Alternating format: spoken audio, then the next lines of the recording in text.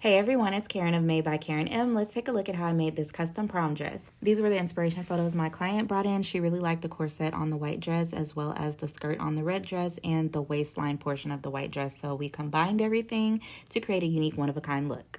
I made the corset from scratch. Of course, I used my signature Princess C method. As you can see, the boning wraps perfectly around the bust area to give the perfect amount of support. Now let's talk about details. I noticed the boning on the inspiration picture was encased by very thin fabric, and I wanted to make sure my client's dress was very similar, so I wrapped the boning in multiple layers of mesh before inserting it into the corset so I would get a thin look just like in the photo.